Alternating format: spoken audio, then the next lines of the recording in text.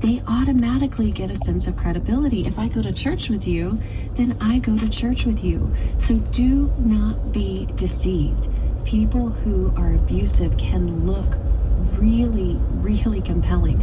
And I think about, just recently I was working in a school district in Oklahoma and implementing an anti-trafficking protocol in the school.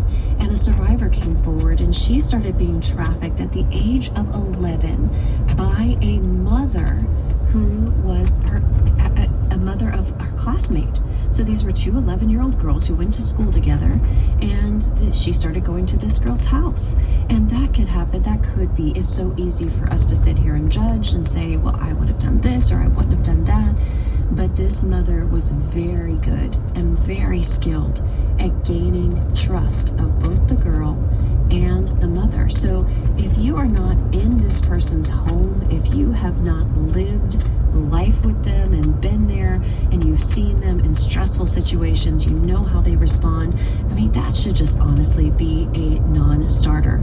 So know the parents really, really well and ask, are they going to be there? Who are the adults who are going to be in the home?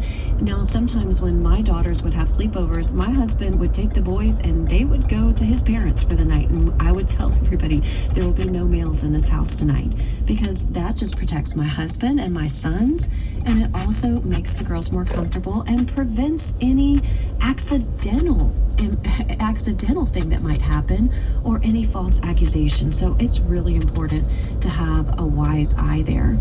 You can ask if there are older children or teenagers, because if there are older brothers in the home and this is going to be a bunch of girls, that is a tough situation. And about 40% of kids who are abused by older children, other children who may or may not have been abused themselves, but experiencing abuse will make a child much more likely to abuse other kids. And we've even had guests on this program who have been abused by older kids in their neighborhood.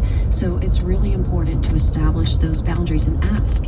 Now, here's something that's pretty bold, but listen, friends, check the sex offender registry to verify that the family that they're going with, if there's nobody in the home that's registered, and look at their neighborhood and see. And by the way, you should check that out for your own home and see who is around you, because those who are required to register as sex offenders, you can find that information there. You should know what their faces look like and equip your kids to respond.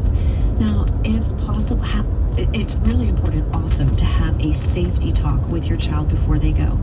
All children need to know about good touch and improper touch. They need to know who can touch them, under what circumstances, where and when. And this is really important and a tough thing to talk about. But parents, we need to respect our children's feelings of hesitancy, our children's suspicion, our children's discomfort. And they can tell you, I don't know, I don't have a good feeling, I don't like that. And you think, really? Oh no, they're nice. Oh no, you don't need to worry about that. Stop and really honor that voice, because when you have offenders, they often will put on a very different face with the parent. And this has happened again. We've had multiple guests on here talking about this before, where they're going to be grooming your child and deceiving you at the same time. Now, I did warn you, these are things that we don't want to talk about, but it's really important to create a safety plan for your child should an unsafe situation arise. So when my kids are out somewhere else, my phone is always on me. I'm always going to answer, even if I don't know the number. I'm going to have the ringer on. I want them to be able to access me at any time, and I tell them that.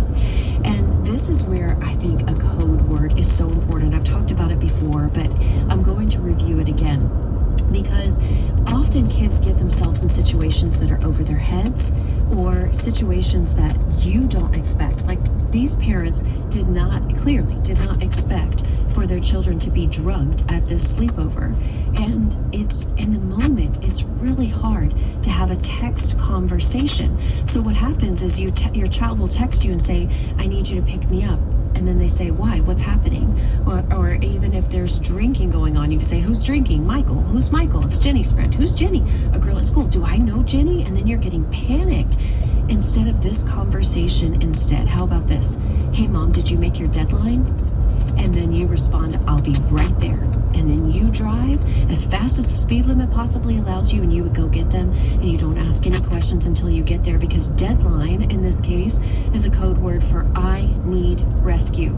And I don't care what excuse my kid gives. I don't care if they say, my mom says I have to come home, there's a family emergency, she's being mean. I could not care less. I just want them out of there as fast as possible. And it's important. So whether that's a code word, an actual word, or some families have used an emoji, a code word is so important. It just means I need rescue, and it means I'm coming, and no questions asked until the next morning. There's a lot of debate about some parents